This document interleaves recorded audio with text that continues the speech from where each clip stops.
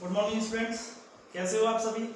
उम्मीद करता हूँ आप सब अच्छे होंगे और जो भी हमारे द्वारा वीडियो भेजी जा रही है आप उनको लगातार देख रहे होंगे। साथ ही आपने जितने भी अपने दोस्त हैं आप उनको ये वीडियो भेजिएगा और उन्हें लाइक शेयर कीजिएगा और उन्हें सब्सक्राइब करने के लिए कहिएगा, ताकि जितने भी विद्यार्थी हैं उनके पास तक ये महत्वपूर्ण जानकारी जो हम पढ़ रहे हैं ये सारी पहुँच सके। ठीक है स्टूडेंट्स। और पिछली क्लास में हमने वास्तविक संख्या जो चैप्टर स्टार्ट किया था, तो वास्तविक संख्या के हमने एक्सरसाइज नंबर 2.1 हमारी चल रही थी, जिसका हमने पिछला क्वेश्चन यूक्लिड विभाजन विधि हमने समझी थी। आज हम इसके यूक्लिड विभाजन विधि के अलावा कुछ क्वेश्चन है जिसमें कि यूक्लिड विभाजन प्रमेय का काम में आएगी, उन क्वेश्चनों को आज हम स्टार्ट करते हैं। तो देखिएगा हमारे पास क्वेश्चन लिखा हुआ है, दर्शाइए कि प्रत्येक धनात्मक समपूर्णांक 2q के रूप का होता है तथा प्रत्येक विषम पूर्णांक 2q + 1 के रूप का होता है जहां q कोई पूर्णांक है। देखिएगा पहली चीज अगर हम देखें, यहाँ पर लिखा हुआ है समपूर्णांक और यहाँ लिखा हुआ है विषम पूर्णांक। जिस दिन हमने प्रश्नावली स्टार्ट की थी उस दिन मैंने आपको बताया था कि ऐसी संख्याएं जो 2 से पूरी तरीके से विभाजित हो जाती है, यानी कि जिनमें 2 का पूरा भाग चला जाता है, वो संख्याएं होती हैं सम संख्या।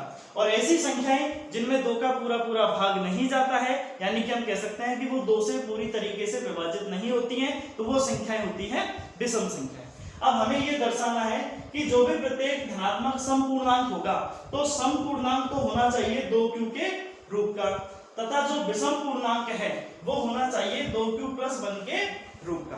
तो अब देखिएगा यहाँ पर अगर हम देखें तो ये जो 2 दे रखा है और यहाँ पर भी 2 लिखा हुआ है, यानी कि हम कह सकते हैं ये हमें b का मान दे रहा है। b का मतलब हो गया, जैसे कि हमने यूक्लिड विभाजन प्रमेय का में पढ़ा था, भाजक। ठीक है, यानी कि a का मान यहाँ पर मेरे पास नहीं है तो a को मैं मान लेता हूं। मैंने लिखा माना a कोई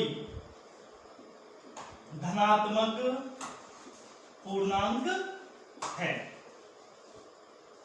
अब देखिएगा जब a कोई यदि धनात्मक पूर्णांक है, ठीक है, और b का मान हमें यहाँ पर दे रखा है, यानी कि हमने रखा b = 2, ठीक है, क्योंकि b का मान हमें दे रखा है। अब अगर हम देखें a भी हमारे पास है और b भी हमारे पास है, यानी कि हम a और b इन दोनों संख्याओं पर यूक्लिड विभाजन प्रमेय का लगाते हैं। तो मैंने लिखा a और b पर यूक्लिड विभाजन प्रमेय का लगाने पर, यूक्लिड प्रमेय का लगाने पर। अब देखिएगा जब मैं a और b पर यूक्लिड विभाजन प्रमेय का लगाऊंगा तो देखिएगा, यानी कि इसको मैं लिख सकता हूं कि a = bq + r के रूप में। अब b का मान तो मुझे यहाँ पर दे रखा है, साथ ही आप देखिएगा r का मान यहाँ पर मुझे निकालना है। अब r का मतलब क्या होगा, मैंने आपको बताया था कि जो भी r होगा यानी कि शेषफल होगा वो हमारे b यानी कि भाजक से छोटा होना चाहिए। यानी कि हम कहें तो जो r का मान है, अगर b का मान यदि हमारे पास 2 निकल के आया है तो r का मान या तो हमारे पास 0 हो सकता है या फिर r का मान 1 हो सकता है, क्योंकि ये 2 से छोटा होना चाहिए। ठीक है, अब अगर 2 से छोटा होगा तो 0 और 1 2 नंबर हमारे पास यहाँ पर पॉसिबल है। जब हम यहाँ पर यूक्लिड विभाजन प्रमेय का लगाएंगे तो देखिएगा मैंने लिखा r = 0 रखने पर, जब मैं r का मान यदि 0 रखता हूं तो देखिएगा कंडीशन क्या बन जाएगी हमारे पास, a = b का मान हमें दे रखा है 2, यानी कि ये हो जाएगा 2q +, अब r की जगह हमने रखा है 0 तो ये हो गया 2q + 0 और ये बना दिया हमने समीकरण नंबर 1। अब देखिएगा अगर मैं इसको सॉल्व करता हूं तो ये आगे क्या हो जाएगा, a = 2q, इसको मैं लिख सकता हूं। ठीक है, ये हो गया r = 0 रखने पर। अब हमारे पास दूसरी कंडीशन बन सकती है कि मैं r का मान क्या रख सकता हूं, 1 रख सकता हूं। तो मैंने लिखा देखो r = 1 रखने पर, जब मैं r का मान यदि 1 रखता हूं तो देखिएगा हमारे पास कंडीशन बन जाती है a = 2q + r की जगह हमारे पास आ जाएगा 1। ठीक है, और ये हमने बना दिया समीकरण नंबर 2। अब देखिएगा हमें सिद्ध करना है कि जो धनात्मक समपूर्णांक होगा वो तो 2q के रूप का होता है और जो विषम पूर्णांक होता है वो 2q + 1 के रूप का होता है। अब इन दोनों कंडीशन में यदि हम देखें तो फर्स्ट वाली कंडीशन में हमारे पास निकल के आया है a = 2q, यानी कि हम कहें तो ये तो 0 है ठीक है। अब q की जगह आप कोई भी संख्या रख के देख लीजिए, जैसे मान लीजिए मैं q की जगह 1 रखता हूं, तो जब ये हो जाएगा 2 को जब मैं 1 से गुना करूंगा तो 2 एकम 2, और 2 में जब मैं 0 जोड़ूंगा तो ये वापस 2 ही रहेगा, यानी कि 2 क्या हो गई, सम संख्या हो जाएगी। अगर मान लीजिए मैं q की जगह 2 रखता हूं, तो q की जगह 2 रखने पर इसका मान क्या हो जाएगा, 2 को जब हम 2 से गुना करेंगे तो 4, और जब 4 में वापस 0 जोड़ूंगा तो 4, और 4 भी हमें पता है कि ये एक सम संख्या होती है। यानी कि हम कह सकते हैं कि इस q की जगह यदि हम कोई भी मान रखेंगे तो हमेशा जो भी इसका मान आएगा वो एक सम संख्या आती है। यानी कि हम कह सकते हैं कि कोई भी जो धनात्मक सम पूर्णांक होगा वो हमेशा 2q के रूप का ही होगा, चाहे आप यहाँ पर q की जगह कोई भी मान रख लीजिएगा। दूसरी कंडीशन में अगर हम देखें, हमें q का मान रखना है। अब जैसे कि मान लो मैं q का मान 1 रख देता हूं, तो q का मान यदि मैं 1 रखूंगा तो ये हो जाएगा 2 को 1 से गुना करने पर 2 एकम 2, और प्लस इसमें जब मैं 1 करूंगा तो 2 और 1 हो जाएगा 3, और हमें पता है कि 3 एक विषम संख्या होती है।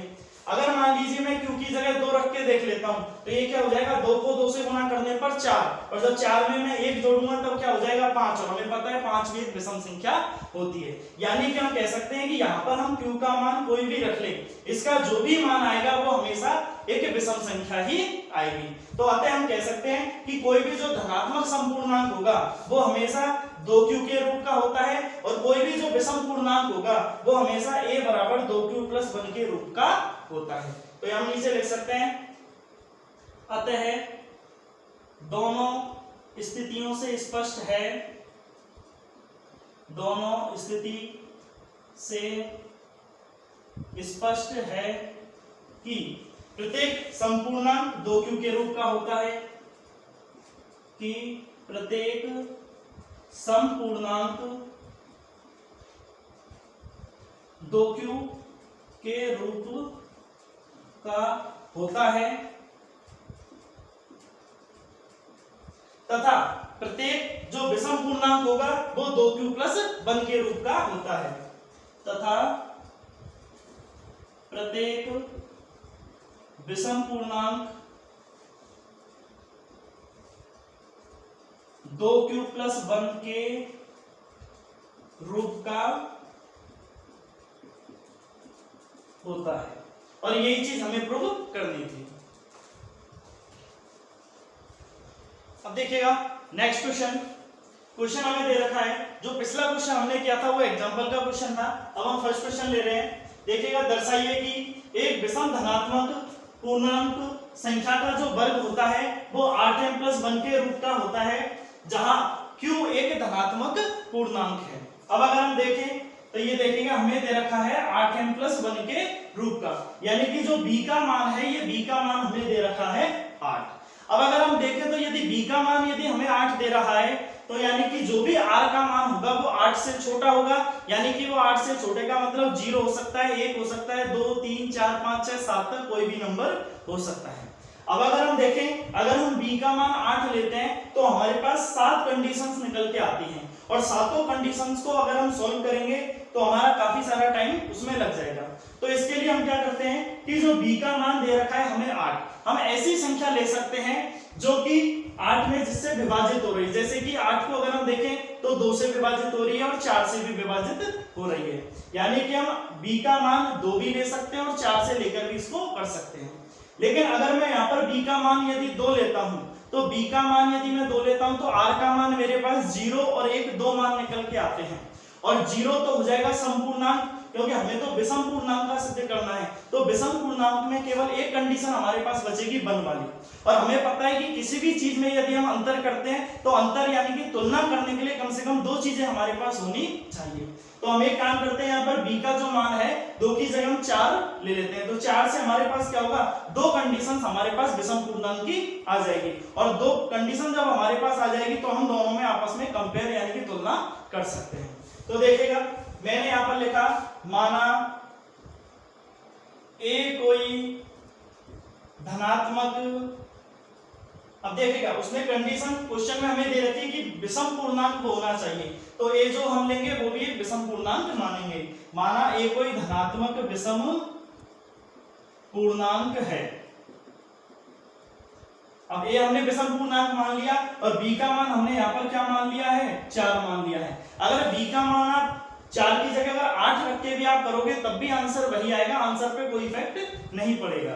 ठीक है, अब देखिएगा b का मान हो गया 4, तो हमने लिखा a तथा b पर यूक्लिड विभाजन प्रमेय का लगाने पर, यूक्लिड प्रमेय का लगाने पर, जब a और b दोनों पे मैं यूक्लिड विभाजन प्रमेय का लगाऊंगा, यानी कि इसको मैं लिख सकता हूं a बराबर b क्यू प्लस r के रूप में। ठीक है, और अगर मैं कहूं अब b का मान यदि मेरे पास 4 है तो r का मान मेरे पास पॉसिबल हो सकता है 0 हो सकता है, 1 हो सकता है, 2 हो सकता है और 3 हो सकता है, यानी कि 4 कंडीशंस हमारे पास निकल के आ सकती हैं। तो देखिएगा सबसे पहले मैं r का मान 0 रख रहा हूं, मैंने लिखा r बराबर 0 रखने पर, जब मैं r का मान यदि 0 रखता हूं तो देखिएगा a बराबर b की जगह हो जाएगा 4, q एज इट इज आ जाएगा प्लस 0, ये बन गई कंडीशन नंबर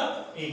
दूसरी r बराबर 1 रखने पर, जब मैं r का मान यदि 1 रखता हूं तो ये कंडीशन हो जाएगी a बराबर 4q प्लस 1, ये बन गया condition number 2 as it is. दोनों 2 और 3 वाली कंडीशन भी हमारे पास ऐसे ही बन जाएगी। तो देखिए r बराबर 2 रखने पर ये हो गया a बराबर 4q प्लस 2, ये बन गया समीकरण नंबर 3, और r बराबर 3 रखने पर ये हो गया a बराबर 4q प्लस 3। ये 4 कंडीशन हमारे पास निकल के आ चुकी है। अब देखिएगा हमें सिद्ध करना है कि विषम धनात्मक पूर्णांक संख्या का वर्ग होना चाहिए। अब हमें पता है कि ये जो 0 और 2 वाली यानी कि समीकरण नंबर 1 और समीकरण नंबर जो 3 है, ये दोनों तो कैसे होंगे, संपूर्णांक होंगे, जो कि मैंने पिछले क्वेश्चन में भी आपको बताया था कि यहाँ पर आप q का मान कोई भी रख के देख लीजिएगा, जब आप q का मान रखोगे तो इस वाली कंडीशन पर हमेशा संपूर्णांक आएगा। और प्लस 2 में भी, क्योंकि जब हम उसमें प्लस 2 करेंगे तो ऑटोमेटिक वो एक सम संख्या बन जाएगी, यानी कि समीकरण नंबर 1 और समीकरण नंबर 3 तो हमारे पास पॉसिबल नहीं है, यानी कि 2 स्थिति हमारे पास हो सकती है। ठीक है, तो अगर हम देखें तो समीकरण नंबर 2 और समीकरण नंबर 4 2 स्थिति हमारे पास संभव है। तो हमने लिखा समीकरण 2 व समीकरण 4 दोनों ही विषम पूर्णांक है। अब ये दोनों ही अगर विषम पूर्णांक है तो अब देखिएगा हमारे पास 2 कंडीशन बन के आ चुकी है। ठीक है, फर्स्ट वाली कंडीशन की अगर बात करें तो देखिएगा अब हमें क्या करना है, उसका वर्ग निकालना है। तो फर्स्ट कंडीशन तो हम ले लेते हैं ये वाली कि देखिएगा फर्स्ट कंडीशन में जब a बराबर 4q प्लस 1 है, ठीक है, अब हमें निकालना है कि इसका जो वर्ग होगा वो 8m प्लस 1 के रूप का होता है। वर्ग निकालना है तो मैं क्या कर रहा हूं, दोनों पक्षों का वर्ग करने पर, तो मैंने लिखा वर्ग करने पर। अब जब मैं इसका वर्ग करूंगा तो देखिएगा a का वर्ग तो क्या हो जाएगा, a स्क्वायर हो जाएगा।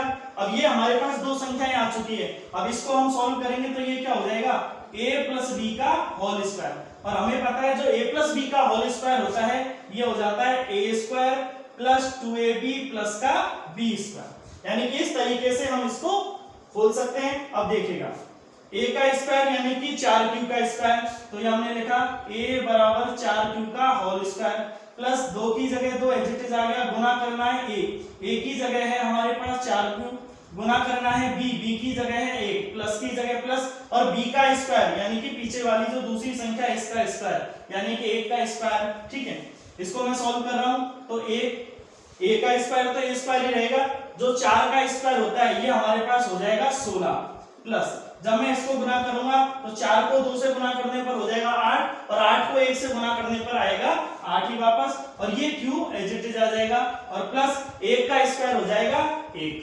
ठीक है, अब हमें इसको सिद्ध करना है कि ये 8m प्लस 1 के रूप का होता है जो वर्ग होता है। तो देखिएगा a स्क्वायर तो एज इट इज, अगर हम देखें तो इन दोनों में 8 कॉमन आ रहा है, क्योंकि 8 से 16 भी विभाजित हो जाएगा और 8 भी विभाजित हो जाएगा, तो मैंने दोनों में क्या किया, 8 को कॉमन ले लिया। जब मैंने 8 को यदि कॉमन ले लिया तो 8 से 16 को जब मैं विभाजित करता हूं तो ये हो गया 2 बार विभाजित। एक और यहां पर देखिएगा ये q क्या स्क्वायर था, तो ये q स्क्वायर भी यहां पर एज इट इज आएगा। ठीक है, यानी कि हम लिखें तो ये हो गया 16q स्क्वायर। ठीक है। अब 8 से मैं इसको विभाजित कर रहा हूं तो ये 2 बार विभाजित हो गया और क्यू स्क्वायर हमारे पास आ गया एज इट इज, ठीक है। प्लस की जगह प्लस, 8 से 8 को विभाजित करते हैं तो एक बार हो जाएगा और एक को जब हम क्यू से गुना करेंगे तो ये क्यू हमारे पास वापस एज इट इज आ जाएगा और लास्ट में प्लस का 1 एज इट इज हमने लिखा है। ये क्यू हमने कॉमन इसलिए नहीं लिया था क्योंकि हमें केवल ये 8 यानी कि जो बी का मान है यहाँ पर 8 ही लेना था, यहाँ पर और कोई संख्या नहीं है। अब देखिएगा हमें इसे 8 m के रूप में सिद्ध करना है तो ये जो ब्रैकेट में हमने संख्या ली है इसको हम क्या मान लेंगे, m मान लेंगे। यानी कि हम कह सकते हैं कि a स्क्वायर बराबर 8 तो एज इट इज हो जाएगा और इसको मैंने क्या मान लिया, m मान लिया और ये हो गया +1 एज इट इज। यानी कि देखिएगा a का जो स्क्वायर हो गया ये हो गया 8m + 1 के रूप का और जहां m बराबर जो m का मान हमने माना है वो हमने माना है 2q स्क्वायर प्लस q है, ठीक है। ये हमने क्या मान लिया, m का मान मान लिया था तो ये इसका हो गया a स्क्वायर बराबर 8m + 1 के रूप का। अब ये जो हमने कंडीशन सॉल्व की थी ये हमने की है केवल समीकरण नंबर 2 से, यानी कि जो था a बराबर 4q + 1 के रूप का। अब जो समीकरण नंबर 4 ये था r बराबर 3 वाली कंडीशन, अब हम इसको सॉल्व करके देखते हैं तो देखिएगा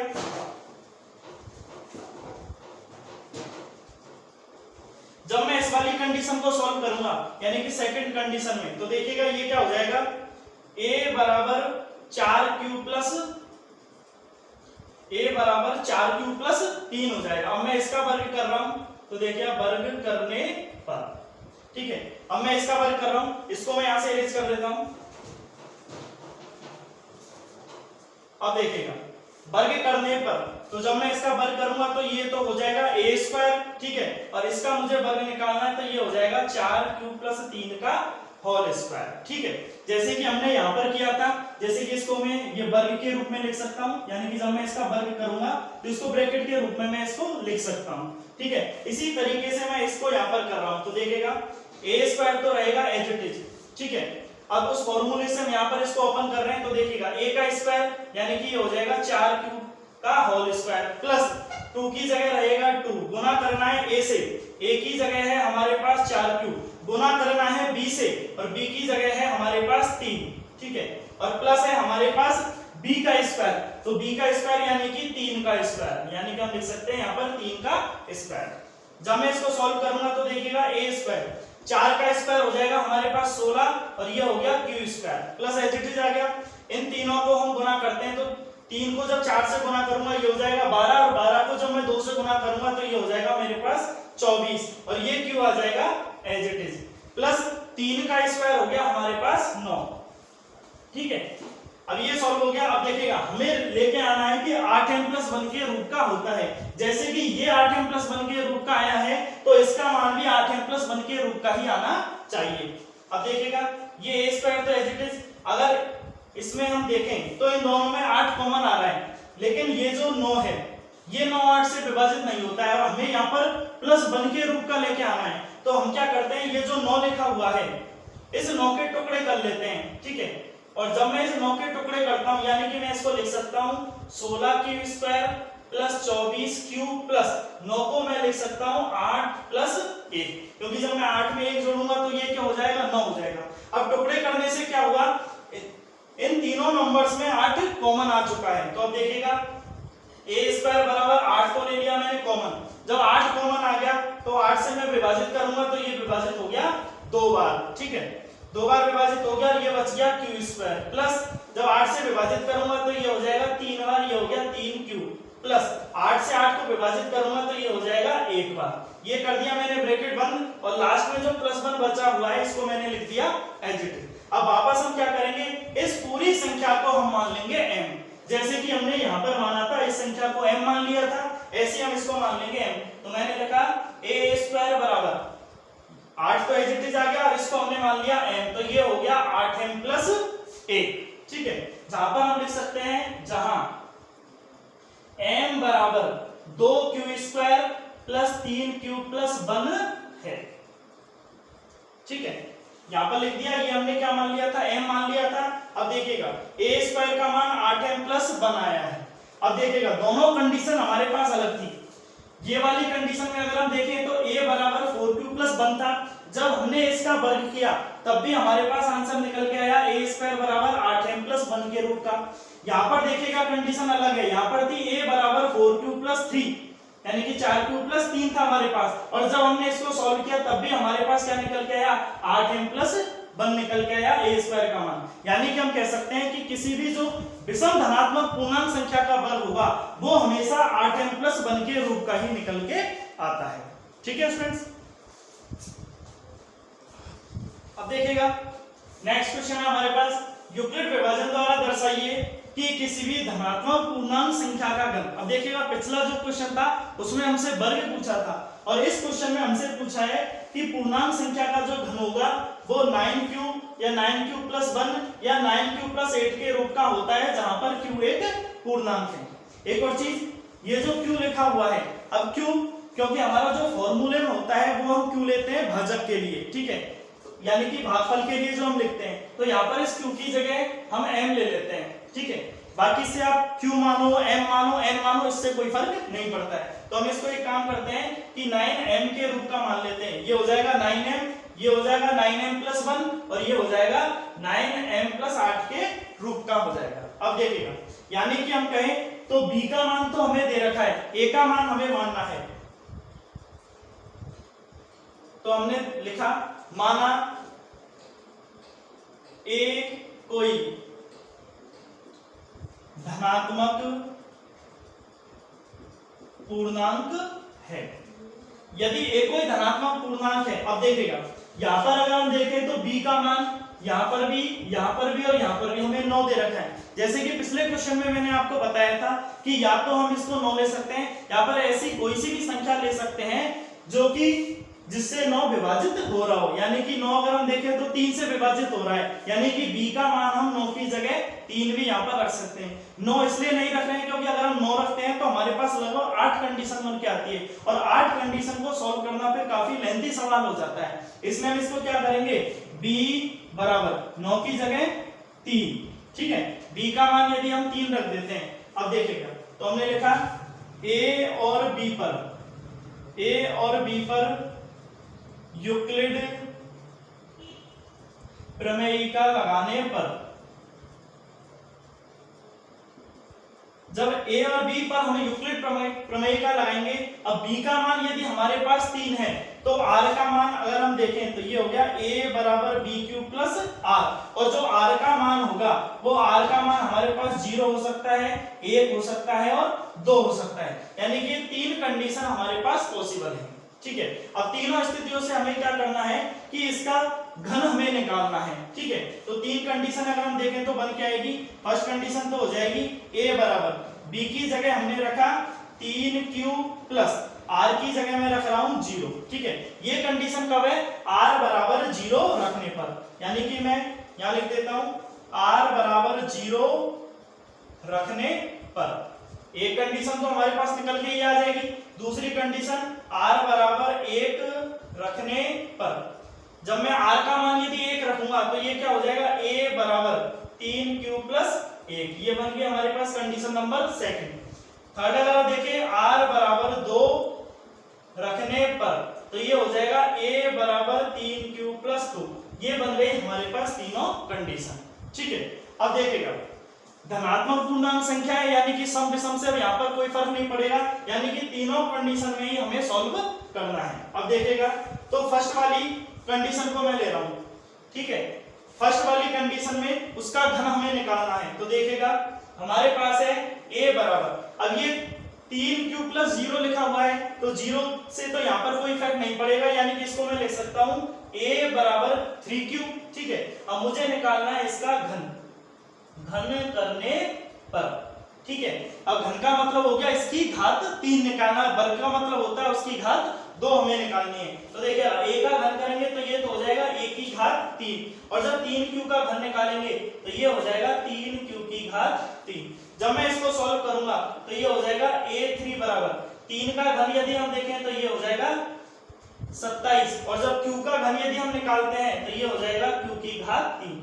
अब देखिएगा हमें सॉल्व करना है कि ये 9m के रूप का होता है, ठीक है।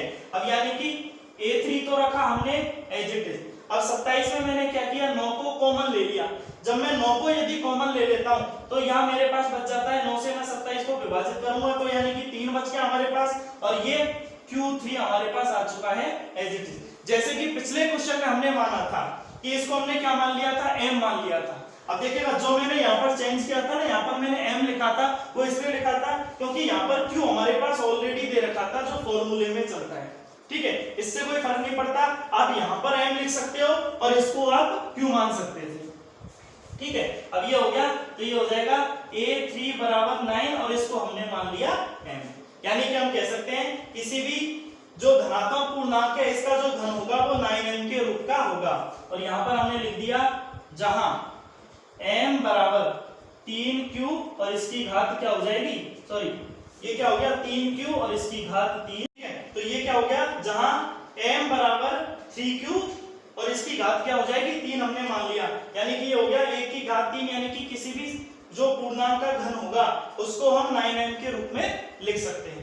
अब ये जो हमने सॉल्व किया था ये हमने किया था इस फर्स्ट वाली कंडीशन से। अब देखिएगा सेकंड वाली कंडीशन को मैं ले रहा हूं यहाँ पर। जो सेकंड कंडीशन है हमारे पास, सेकंड कंडीशन में हमारे पास लिखा हुआ है a बराबर 3q प्लस 1, ठीक है। अब हमें इसका जो घन है ये हमें सिद्ध करना है कि या तो ये 9m यानी कि 9m या 9m प्लस 1 या 9m प्लस 8 के रूप का होता है। तो देखिएगा मैंने लिखा यहाँ पर घन करने पर, ठीक है। अब देखिएगा जब मैं इसका घन करूंगा यानी कि मुझे इसकी घात 3 निकालनी है, यानी कि इसको मैं लिख सकता हूं a की घात 3 बराबर 3q प्लस 1 की घात 3। अब देखिएगा जैसे कि हमने पिछले सवाल में a प्लस बी के होल स्क्वायर से उसको सॉल्व किया था, अब यहाँ पर a प्लस बी की जो होल घात है हमें 3 दे रखी है। तो देखिएगा ये जो फॉर्मूला होता है ये हमारे पास होता है a प्लस बी की होल घात जो हमें दे रखी है 3, ठीक है, यानी कि घात 3 हमें दे रखी है। तो इसको हम लिख सकते हैं a की घात 3 plus 3a square b plus 3a b square plus b की घात 3, ठीक है। यानी कि ये होता है हमारा a प्लस b की जो घात 3 होती है उसको सॉल्व करने का तरीका। अब देखिएगा इसके अकॉर्डिंग हम इसको खोल रहे हैं, ये जो ब्रैकेट में संख्या है। तो देखिएगा a3 ये तो लिखा है हमने एज इट इज बराबर 3q प्लस 1 की घात 3, यानी कि a की घात 3 और a की जगह है हमारे पास 3q, यानी कि ये हो जाएगा 3q की घात 3 प्लस की जगह प्लस आ गया, 3 एज इट इज लिखा है, गुना करना है a का स्क्वायर और a की जगह है हमारे पास 3q, तो ये हो जाएगा 3q का होल स्क्वायर, गुना करना है b से, b की जगह है हमारे पास a, प्लस की जगह आ चुका है प्लस। अब वापस फिर इसको, तो 3 की जगह 3, गुना करना है a से, a की जगह है 3q, गुना करना है b का स्क्वायर और b का स्क्वायर यानी कि 1 का स्क्वायर, और लास्ट में है हमारे पास b की घात 3, b का मतलब 1 और 1 की घात हो जाएगी हमारे पास 3। अब इसको मैं सॉल्व कर रहा हूं तो देखिएगा a3 बराबर 3 का यदि मैं घन निकालता हूं तो ये हो जाएगा मेरे पास 27 और ये हो जाएगा q3 यानी q की भी घात 3, प्लस की जगह प्लस। अब इसको मैं सॉल्व कर रहा हूं तो देखिए 3 का स्क्वायर हो जाएगा 9 और जब मैं 9 को 3 से गुना करूंगा तो 9 3 हो जाएगा वापस 27 और 27 को 1 से गुना करूंगा तो ये रहेगा 27 और ये q square as it is आ गया। 3 का स्क्वायर हो गया 9 और 9 को गुना किया 3 से तो 9 3 27 और 27 को 1 से गुना करने पर वापस 27 और ये q स्क्वायर आ गया एज इट इज, प्लस की जगह प्लस। अब इसको हम सॉल्व कर रहे हैं तो 3 को 1 का स्क्वायर तो 1 रहेगा और 3 को 3 से गुना करने पर 9 और 9 को जब मैं 1 से गुना करूंगा तो 9 एकम ही हो जाएगा 9 और ये क्यों रहेगा एज इट इज। और लास्ट में है 1 का घन और 1 का घन हमें पता है 1 ही होता है। अब देखिएगा हमें लेके आना है 9m के रूप का, ठीक है। तो हम क्या करेंगे, ये 1 की घात 3 तो रहा एज इट इज। अगर हम देखें तो इन तीनों में 9 कॉमन आ रहा है, तो हमने क्या किया 9 को ले लिया यहाँ से कॉमन। जब मैंने 9 को कॉमन ले लिया तो 9 से मैं 27 को विभाजित करूंगा तो ये हो जाएगा 3 बार विभाजित और ये q3 आ गया हमारे पास एज इट इज, प्लस 9 से विभाजित करता हूं 27 को, ये भी हो गया 3 बार विभाजित और ये आ जाएगा q स्क्वायर, प्लस जब मैं 9 को 9 से विभाजित करूंगा तो ये हो जाएगा 1 बार विभाजित और जब मैं 1 को q से गुना करूंगा तो ये q हमारे पास एज इट इज आ जाएगा और लास्ट में +1 लिखा हमने एज इट इज, ये +1 ऐसे के ऐसे ही आ चुका है। अब ये जो पूरी संख्या है यहां से लेके यहां तक जो ब्रैकेट में लिखी हुई है इसको मैं जैसे मैंने यहां पर m माना था तो इसको भी मैं यहाँ पर क्या मान लूंगा, m मान लूंगा। तो देखिएगा ये हो जाएगा a3 प्लस ये 9 तो एज इट इज आ गया, इसको मैंने मान लिया 9m और ये हो गया प्लस 1। यहाँ पर मैं लिख सकता हूं जहां इस पूरी संख्या को हमने माना है m, तो जहां m बराबर 3 q की घात 3 plus 3 q square plus q है। ठीक है, यानी कि अगर हम देखें तो जो हमारी कंडीशन नंबर सेकंड थी, इस सेकंड नंबर की कंडीशन से निकल के आया है कि किसी भी जो धनात्मक पूर्णांक संख्या का घन होता है वो 9m प्लस 1 के रूप का होगा। जो फर्स्ट वाली कंडीशन थी, फर्स्ट वाली कंडीशन से निकल के आया था कि ये 9m के रूप का होता है। अब थर्ड वाली कंडीशन को हम सॉल्व करते हैं, तो थर्ड वाली कंडीशन में अगर हम देखें, ठीक है, तो थर्ड वाली कंडीशन हमारे पास ये थी a बराबर 3q प्लस 2। ठीक है, ये हो गई हमारे पास थर्ड वाली कंडीशन। ये हो जाएगा a बराबर 3q प्लस 2। ठीक है, अब वापस इसका भी मैं क्या करूंगा, घन करने पर। ठीक है, तो ये हमने लिखा घन करने पर। जब मैं इसका घन करूंगा तो जैसे सेम मैंने इसका किया है एज इट इज मैं इसका घन यहाँ पर निकाल रहा हूं। तो देखिएगा अब मैं यहाँ पर ये फॉर्मूला नहीं लिख रहा हूं, मैं डायरेक्टली इसको सॉल्व कर रहा हूं। तो देखिएगा यहाँ पर मुझे करना है a की घात 3। ठीक है, यहाँ पे मैं इसको ऐसे लिख सकता हूँ, देखिएगा कि ये तो हो गया a की घात 3 बराबर ये हो गया 3q प्लस 2 और इसकी घात 3। ठीक है, अब यहाँ से समझ में आ गया होगा, यानी कि इस संख्या का हमें घन निकालना है और a का घन हमने लिख दिया है। तो देखिएगा a की घात 3 तो रहा एज इट इज, a की घात 3 यानी कि प्रथम संख्या का घन जो हो जाएगा हमारे पास 3q की घात 3। ठीक है, प्लस ये है 3a स्क्वायर b, तो 3 की जगह तो रहेगा 3 a का स्क्वायर यानी कि प्रथम संख्या का स्क्वायर, यानी कि ये हो जाएगा 3q का होल स्क्वायर, और गुना करना है b से, और b की जगह है हमारे पास इस बार यहाँ पर 2, प्लस की जगह प्लस। अब हमें करना है 3ab का होल स्क्वायर, तो यहाँ 3 तो एज इट इज आ गया, a की जगह है हमारे पास 3q, तो ये हमने लिखा 3q, और इसको हमें गुना करना है b के स्क्वायर से, और b की जगह है हमारे पास 2, यानी कि ये हो जाएगा 2 का स्क्वायर, प्लस लास्ट में करना है b की घात 3, और b की जगह है हमारे पास 2, यानी कि 2 की घात 3।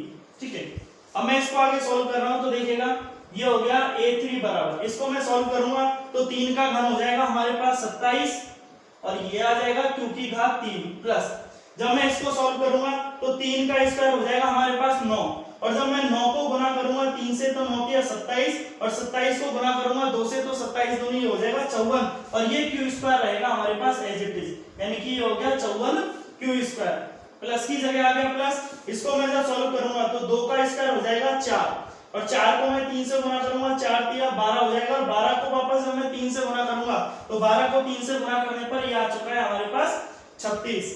ठीक है, और ये रहेगा q एज इट इज, और लास्ट में प्लस, और 2 की घात 3 यानी कि 2 की घात 3 का मतलब होता है 8। ठीक है, जैसे कि हमने पिछले सेकंड वाली स्टेप में किया था, इस संख्या को हमने क्या मान लिया था, m मान लिया था। क्यों? क्योंकि हमें 9m के रूप का सिद्ध करना है। तो देखिएगा यहां भी मैं क्या करूंगा, a की घात 3 तो रहेगा एज इट इज, यहां से यहां तक इन तीनों में मैं क्या करूंगा, 9 को कॉमन ले लूंगा। ठीक है, तो जब मैंने 9 को कॉमन ले लिया, ठीक है, तो ये हमारे पास क्या बच गया, 3 बच गया, और q की घात 3 बच गया, प्लस 9 जब कॉमन आ गया तो यहाँ ये विभाजित हो गया 6 बार, और यहाँ हमारे पास बच गया q स्क्वायर, प्लस यहाँ पर अगर हम देखें तो ये विभाजित हो गया 4 बार, और ये हो गया q, और लास्ट में है हमारे पास 8, ये लिख दिया हमने एज इट इज। ठीक है, अब देखिएगा इस पूरी जो संख्या है इसको हम क्या मान लेंगे, m मान लेंगे। ठीक है, यानी कि मैं यहाँ पर इसको सॉल्व कर रहा हूं। ठीक है, तो ये हो गया, देखिएगा a की घात 3 बराबर 9 तो रहेगा एज इट इज। ठीक है, और इस पूरी संख्या को हमने मान लिया है m, तो ये हो गया 9m प्लस 8। यहाँ पर हम लिख सकते हैं, जहां पर m की जगह पर हमारे पास क्या है, 3q की घात 3 प्लस 6q का स्क्वायर प्लस 4q है, यानी कि हम देखें तो a की घात 3 बराबर 9m प्लस 8 के रूप का आ चुका है। अब तीनों कंडीशन में यदि हम देखें तो जो फर्स्ट वाली कंडीशन थी 9m के रूप का निकल के आया है, सेकंड वाली कंडीशन 9m प्लस 1 के रूप का निकल के आया है, और जो थर्ड वाली कंडीशन थी इसमें हमारे पास a की घात 3 9m प्लस 8 के रूप का निकल के आया है। तो यानी कि हम कह सकते हैं कि किसी भी धनात्मक पूर्णांक संख्या का जो घन होगा वो या तो 9m 9m+1 या 9m+8 के रूप का होता है।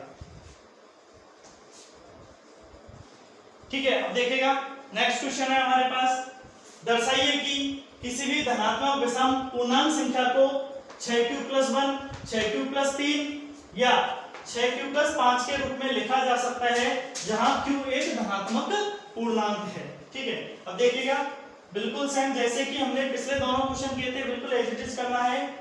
माना a कोई धनात्मक, अब देखिएगा इस बार उसने कंडीशन दी है कि जो पूर्णांक है वो कैसा होना चाहिए, विषम पूर्णांक होना चाहिए। a कोई धनात्मक विषम पूर्णांक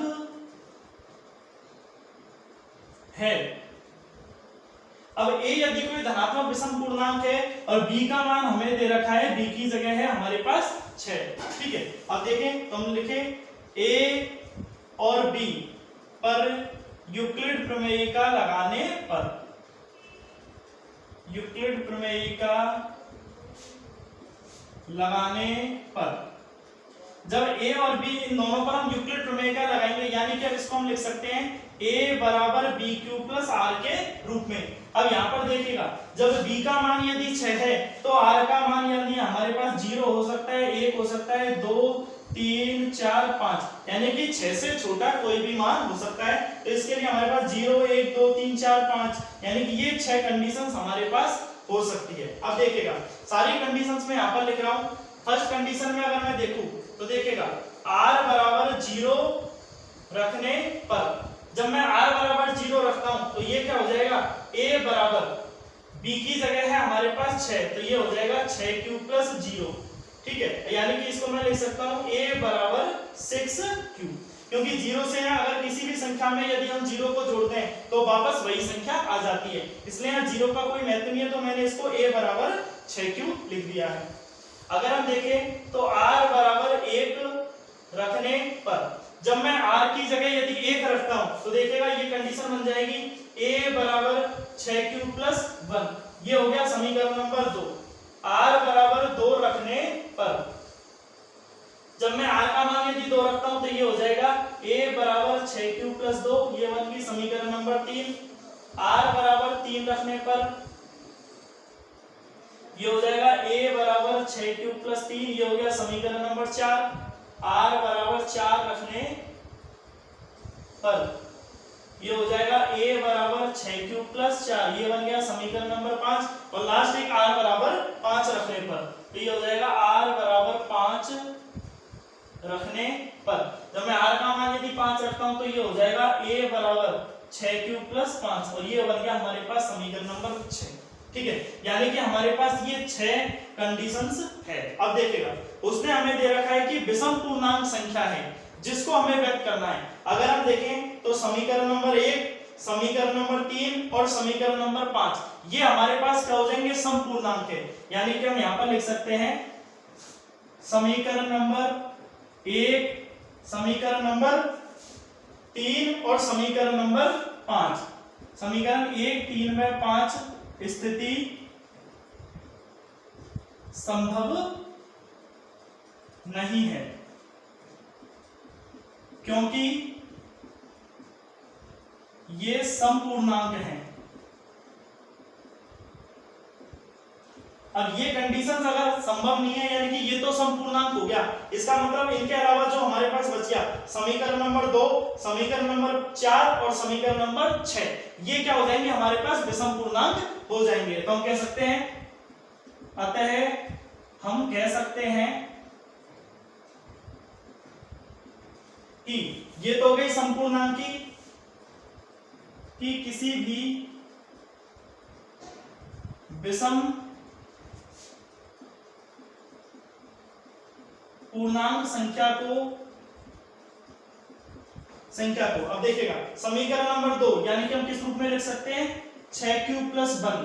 ठीक है, समीकरण नंबर 4 अगर हम कहें तो 6q+3 और समीकरण नंबर 6 या 6q+5। ठीक है, ये तीनों कंडीशंस के रूप में हम इसको लिख सकते हैं। अतः हम कह सकते हैं कि किसी भी विषम पूर्णांक संख्या को 6q+1, 6q+3 या 6q+5 के रूप में व्यक्त किया जा सकता है। और ये चीज हमें प्रूव करनी थी कि इन्हें इस रूप में 6q+1, 6q+3 और 6q+5 के रूप में व्यक्त किया जा सकता है, क्योंकि ये कंडीशन सम होने से असत्य हो गई। अब बाकी के जो 3 कंडीशन बची है ये हमारे लिए किसके लिए हो जाएंगी, विषम पूर्णांक संख्या के लिए हो जाएंगी। ठीक है स्टूडेंट्स, तो आज की क्लास में हम इतना ही पढ़ेंगे। इससे आगे के जो क्वेश्चंस हैं उनको हम नेक्स्ट क्लास में करेंगे। आज जो पिछली क्लास में हमने यूक्लिड विभाजन प्रमेयिका से जो क्वेश्चन किए थे, यूक्लिड विभाजन विधि से, कलन विधि से एचसीएफ निकालने के, और जो 3 क्वेश्चंस ये थे ये हमारी सारी 2.1 में थे। तो ये 2.1 हमारी आज कंप्लीट हो चुकी है। नेक्स्ट क्लास में हम 2.2 स्टार्ट करेंगे। ठीक है, अभी तक आपको मैंने जितने भी समझाया था आई थिंक आपको समझ में आया होगा। ठीक है, अगर आपको किसी भी क्वेश्चन में कोई प्रॉब्लम होती है तो आप उस वीडियो को पॉज करके दोबारा उसको वापस देखिएगा। जब आप एक ही वीडियो को 2-3 बार देखोगे तो आपको इजीली क्वेश्चन समझ में आ जाएगा। फिर भी यदि आपको किसी क्वेश्चन में प्रॉब्लम है तो आप हमें कमेंट कर सकते हैं। साथ ही अगर आपको ये वीडियो पसंद आए तो आप इसे अपने दोस्तों को शेयर कीजिएगा और इसे लाइक कीजिएगा और उन्हें सब्सक्राइब कीजिएगा। ठीक है फ्रेंड्स, थैंक यू, फिर मिलते हैं नेक्स्ट क्लास में।